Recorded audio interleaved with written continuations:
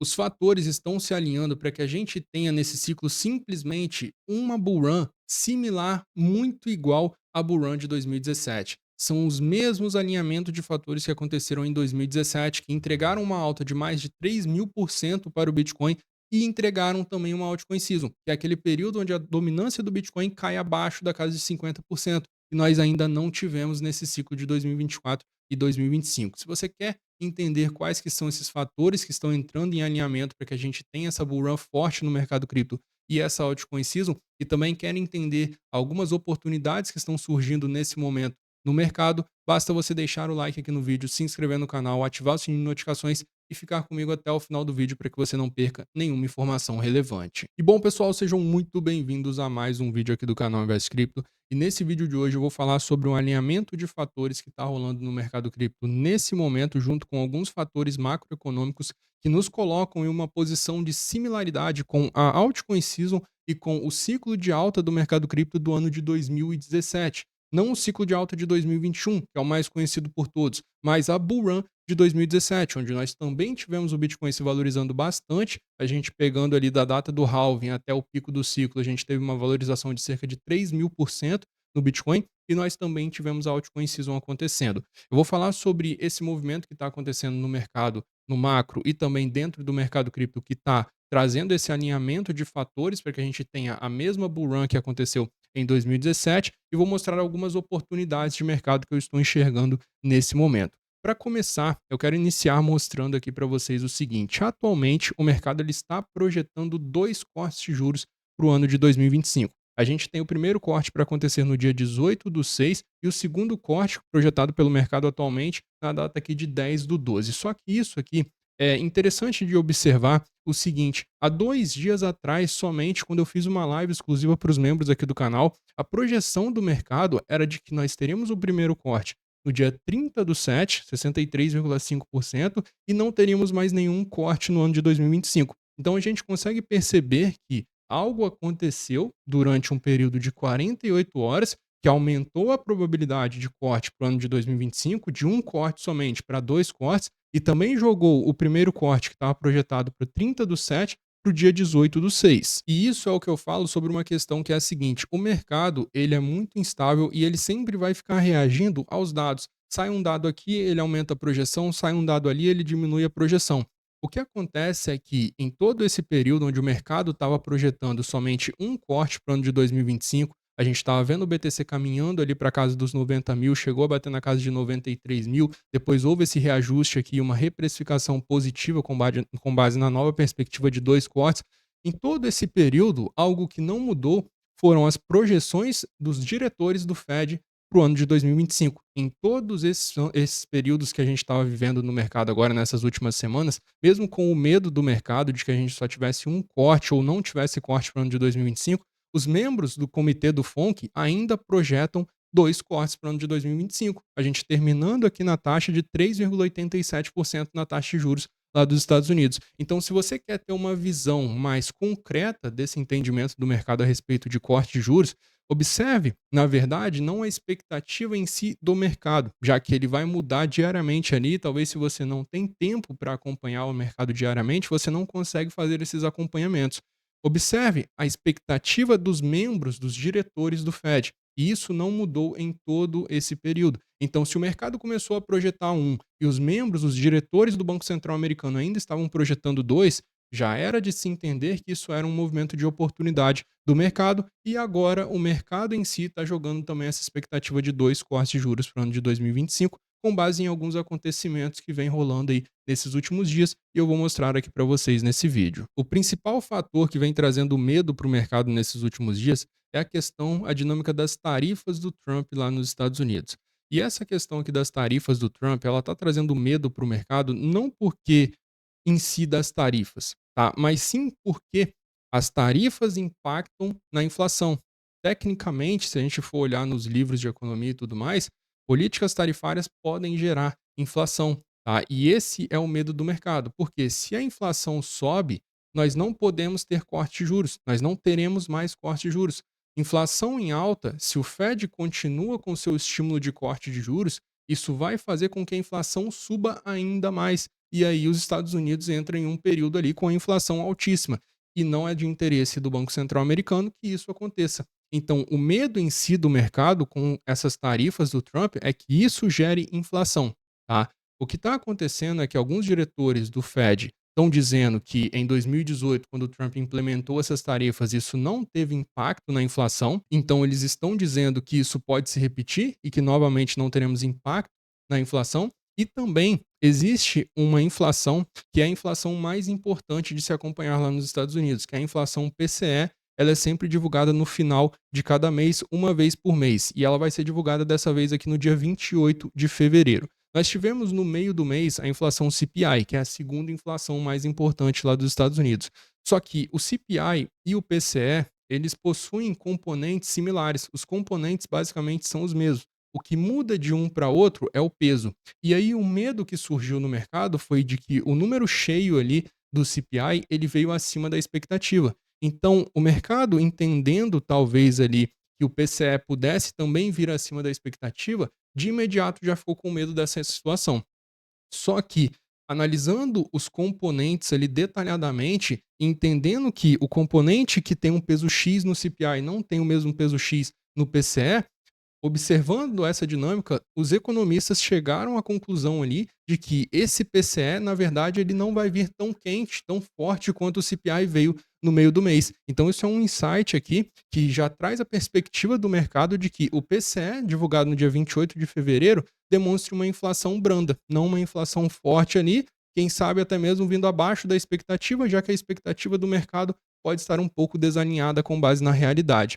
E é interessante observar que esse é o sentimento de um dos diretores do Fed, o Goolsbee. Ele disse o seguinte: o PCE não deve ser tão preocupante quanto o número do IPC, que é justamente o CPI, o índice de preço do consumidor lá nos Estados Unidos. Então é exatamente esse movimento que está acontecendo no mercado agora. A gente tem a perspectiva aqui de que no dia 28 a inflação demonstre aqui que ela vai vir mais branda, tá? Ela venha mais branda e justamente a gente teria uma calma do mercado em relação a essas políticas tarifárias aqui do Trump. Inclusive, em relação a essas políticas tarifárias do Trump, um outro medo que rola no mercado é de resposta da União Europeia quanto a isso. O comissário de comércio da União Europeia, ele respondeu às tarifas do Trump ali, dizendo o seguinte: não teremos outra escolha a não ser responder com firmeza e rapidamente às novas tarifas dos Estados Unidos. Só que observe isso daqui, mas esperamos evitar este cenário. Então é justamente sobre aquilo que a gente fala. As tarifas do Trump, elas estão sendo utilizadas para que eles entrem ali em algum acordo.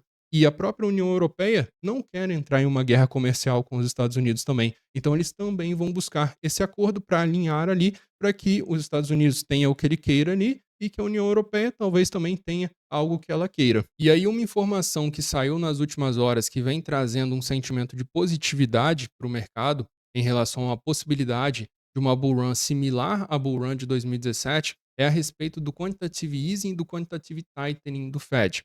Talvez alguns de vocês entendam sobre isso, talvez alguns nem tenham ouvido falar, mas a balança patrimonial do Fed, ela tem uma correlação, o balanço patrimonial, ele tem uma correlação extremamente alta com o preço das altcoins, com o gráfico das altcoins. Sempre que a gente tem o Fed imprimindo, jogando capital ali na economia, a gente tem as altcoins se valorizando mais, porque é justamente o capital mais barato, é mais liquidez no mercado, é mais apetite ao risco por parte dos investidores. E sempre que a gente tem o Fed fazendo quantitative tightening, que é ele retirando liquidez do mercado, a gente tem as altcoins sofrendo mais, porque é um movimento de risk off, é um movimento de menos apetite ao risco, é um movimento de menos liquidez no mercado. Então, o que a gente teve resolução aqui no dia de ontem, basicamente com o Federal Reserve postando o FONC Minutes, foi que eles estão planejando possivelmente pausar o quantitative tightening, ou seja, pausar o despejo de liquidez que eles estão fazendo no mercado ou diminuir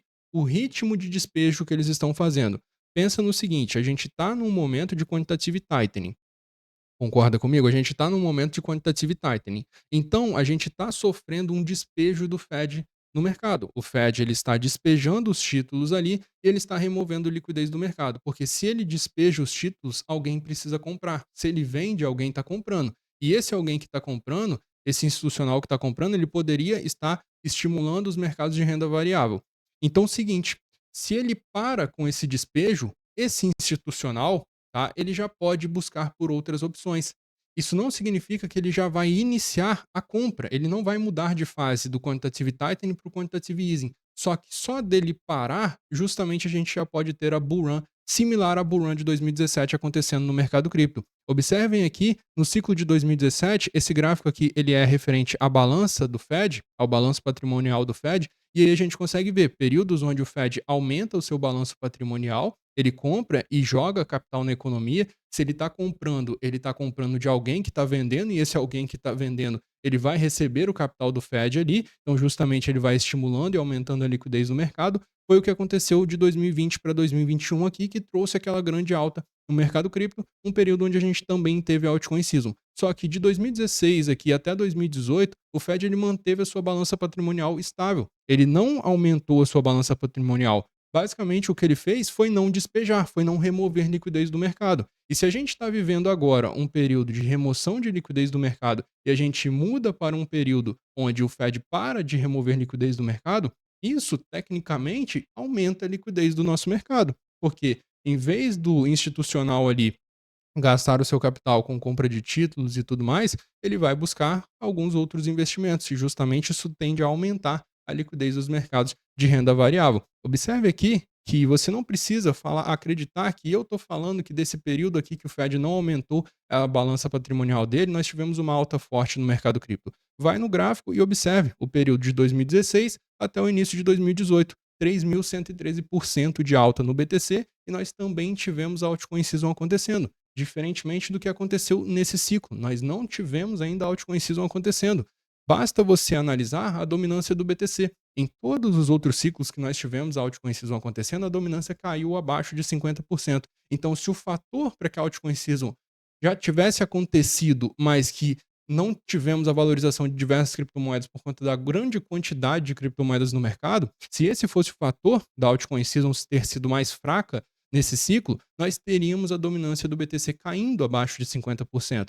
O capital estaria diluído entre diversas outras altcoins, mas a dominância do BTC em si ela teria caído. Observem que não foi isso que aconteceu. A dominância do BTC, diferente dos ciclos anteriores, não caiu abaixo de 50%. Então, o problema da altcoin season não ter acontecido ainda não foi a grande diluição de criptomoedas no mercado. É fato que o dinheiro não fluiu para as altcoins. A dominância do BTC não caiu e o dinheiro não fluiu para as altcoins. Se a gente tivesse observado ali a dominância das altcoins na casa de 40%, tá? E o BTC na casa de 100 mil ali, a dominância do BTC, quer dizer, na casa de 40% e o BTC na casa de 100 mil, a gente poderia falar, aconteceu a altcoin season, se a altcoin X ou a altcoin Y não se valorizou, é porque tinha muita diluição de capital. Mas em nenhum momento a dominância do Bitcoin caiu abaixo da casa de 50%. Então, justamente, a gente não teve ainda a altcoin season nesse ciclo e a tendência é que isso aconteça, pois vem acontecendo ciclo após ciclo e o ciclo tende a se repetir novamente. E bom, para quem acredita que os 109 mil dólares foi o topo do ciclo do Bitcoin, observe que, para isso, é necessário que a gente tenha algumas indicações para confirmar uma tese como essa. Se a gente for analisar o ciclo do Bitcoin, a tendência é que não tenha acontecido o topo de ciclo.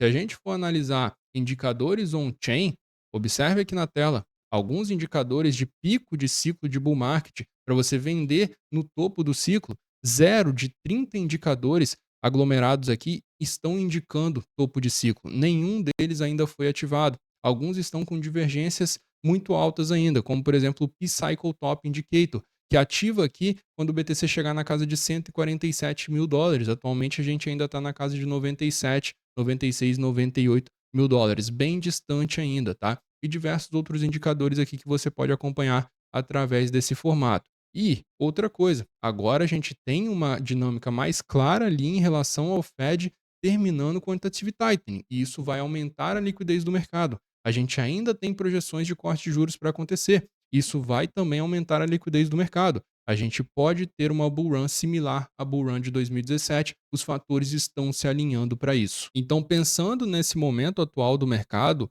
com o preço dos ativos ainda não refletindo essa boa expectativa de uma repetição da bull run de 2017, eu acredito que nós temos algumas criptos em uma boa oportunidade de compra nesse momento. Eu vou mostrar quais são essas criptos aqui, algumas dessas criptos nesse vídeo de hoje. E para você comprar qualquer uma dessas criptos que eu vou mostrar aqui nesse vídeo de hoje, você pode estar utilizando a corretora Max, que é parceira aqui do canal. A corretora Max, ela tem diversas criptomoedas listadas aqui dentro. É interessante o fato da Max listar as criptomoedas antes de que elas cheguem na Binance, por exemplo, antes de que elas cheguem na Coinbase, por exemplo. Então, através desse formato de listagem rápida que a Max faz, você consegue comprar, por exemplo, a criptomoeda do Trump. Quando a criptomoeda do Trump lançou, ela foi listada na Binance quando ela estava na casa de US$ 27. Na Max, ela foi listada quando ela estava custando somente US$ 5.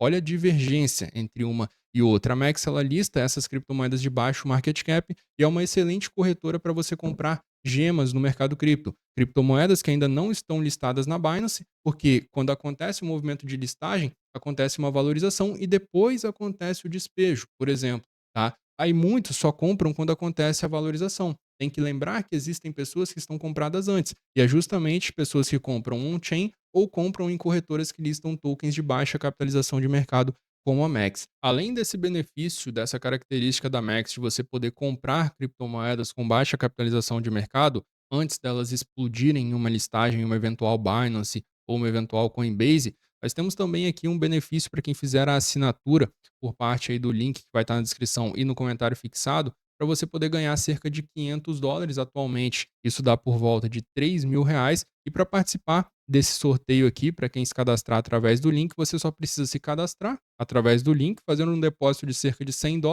fazer o hold desse depósito por mais aqui, por menos de 10 dias, sem realizar o saque e fazer um volume de negociação aqui no Futuros de cerca de US$ 10.000. Parece ser um volume grande, esse volume aqui de US$ 10.000 negociado, só que quando a gente está falando de futuros, o que conta é o volume total ali da negociação. Ou seja, se você entra com uma operação US$ 100 alavancada 10x, o volume que está contando ali é como se você tivesse movimentado US$ 1.000, tá? Como se você tivesse feito o movimento ali de um volume de US$ 1.000. Então, se você repete essa operação algumas vezes, você já consegue chegar nesse volume aqui de US$ 10.000. E se você depositar um capital ali que você separa para fazer operações no mercado de futuros um pouco maior do que US$ 100, você vai conseguir chegar nesse volume aqui ainda mais rapidamente. Como eu falei, o que vai contar é a alavancagem ali que você vai utilizar com base na sua posição total pós-alavancagem ali ser calculada. Então, parece ser um volume alto, parece que você não vai chegar nesse volume aqui, mas é um volume bem tranquilo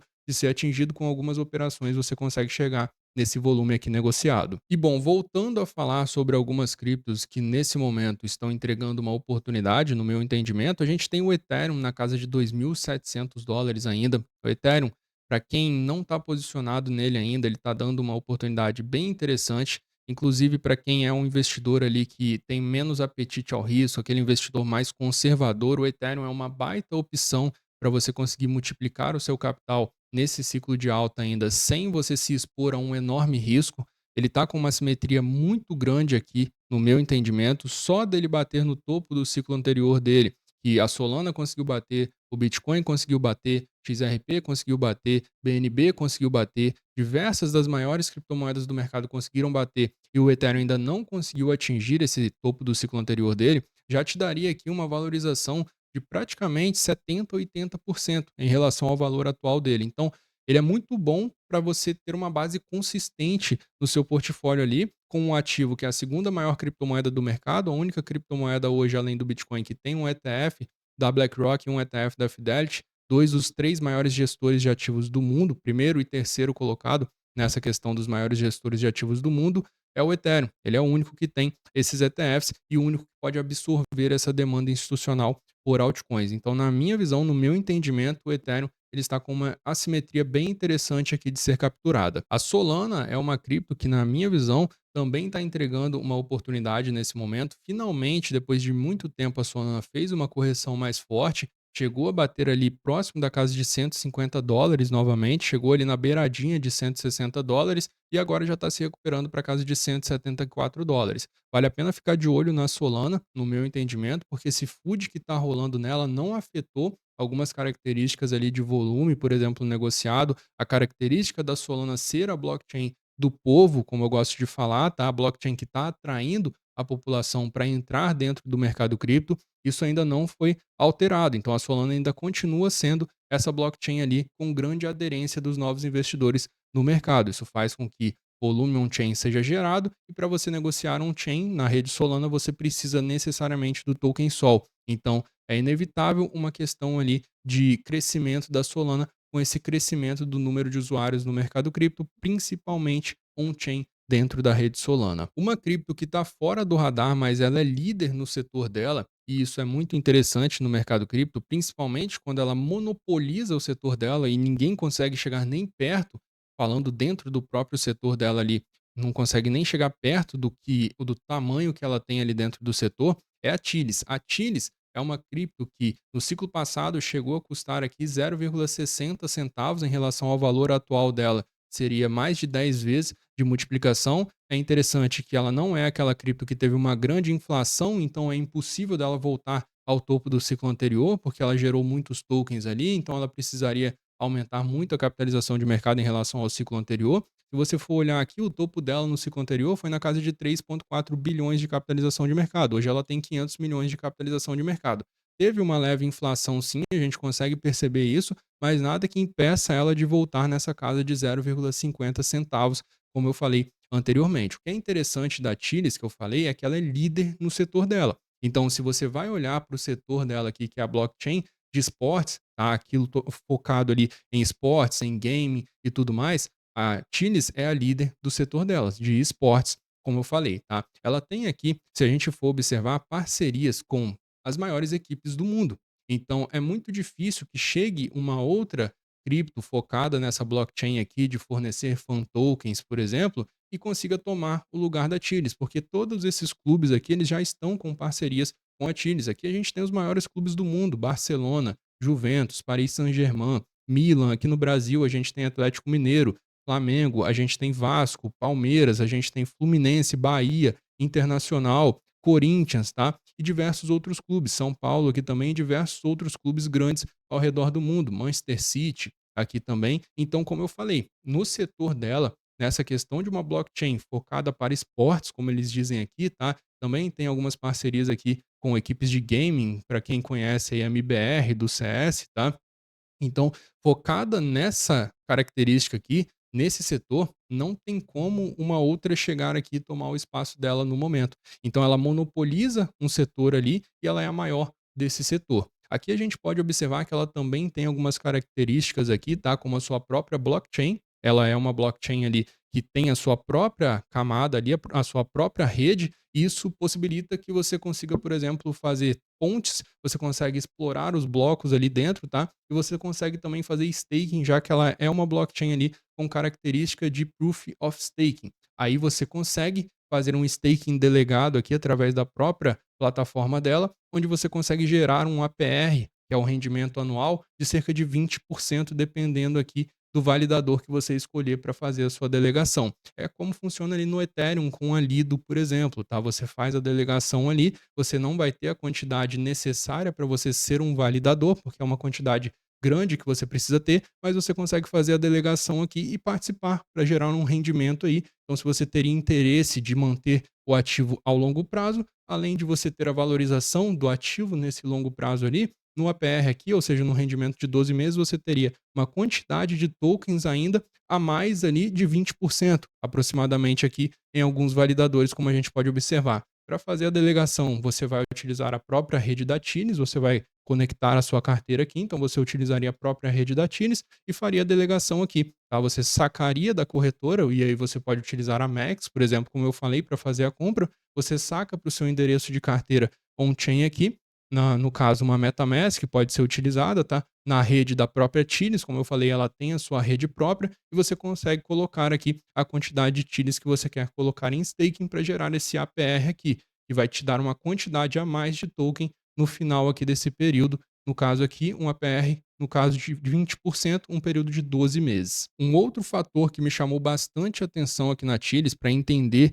ela como uma oportunidade nesse momento, é a possibilidade desse fundo duplo no semanal ser formado aqui. A gente tem o fundo 1 no semanal sendo formado aqui no dia 5 de agosto, a gente tem um pico de alta aqui, então a gente tem o topo 1 desse padrão gráfico sendo formado aqui na região próxima de 0,14 centavos e ela vem caindo aqui quando ela bate no mesmo patamar que ela bateu lá no dia 5 de agosto, aqui nessa queda recente no mercado, o mercado entende que aqui ela está muito barata e novamente forma fundo nessa região. Então, para confirmar essa figura de fundo duplo, ela só precisaria romper essa faixa aqui de 0,14. E aí, se a gente fizer a projeção aqui dessa figura, pegando a amplitude desse movimento aqui inteiro, desde o fundo até o rompimento desse topo 1 aqui, para ativar a figura no caso, a gente teria um alvo na casa de 0,24.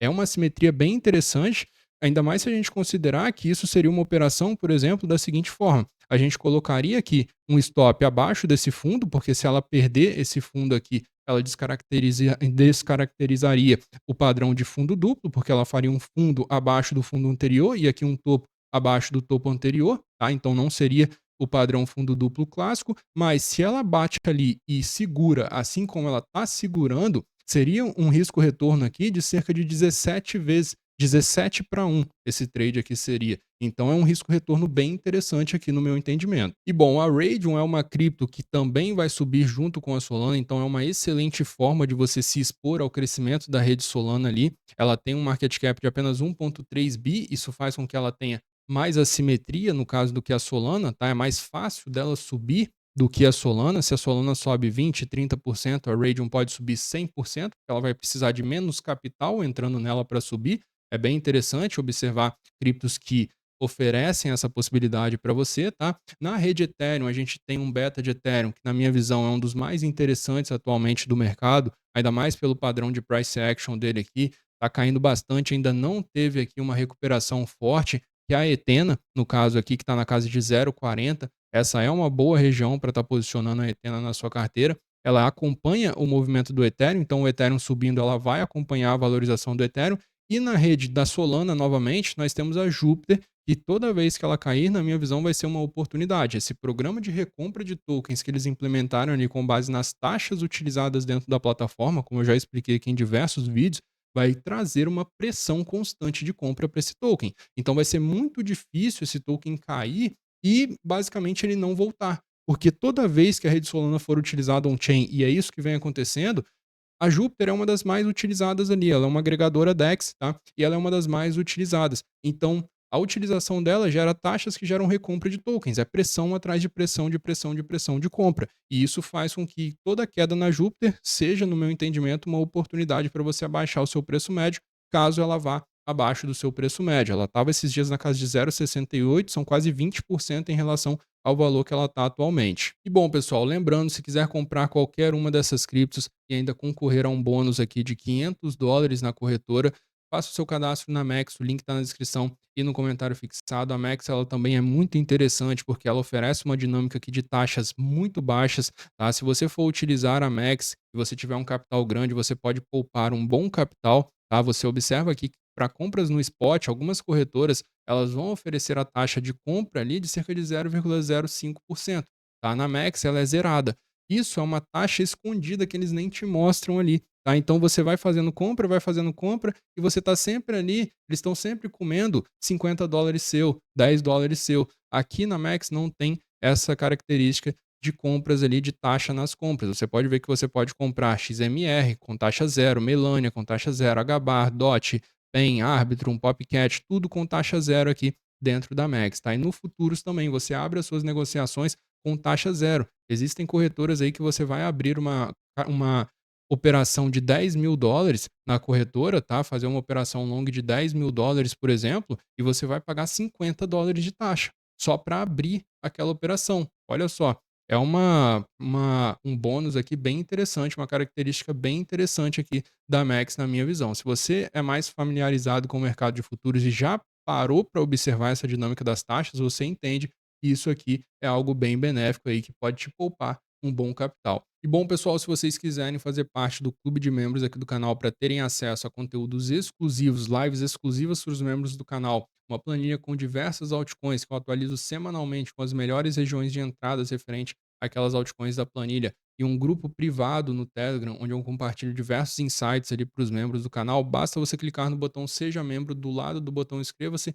E se você quiser fazer parte também de uma comunidade de trades no mercado de futuros, tem um link na descrição E no comentário fixado é uma comunidade onde a gente busca trazer trades no mercado de futuros, buscando aumentar o nosso caixa no curto prazo sem precisar nos desfazer das nossas operações de holding para o longo prazo. Esse vídeo de hoje eu fico por aqui. Um forte abraço e até a próxima.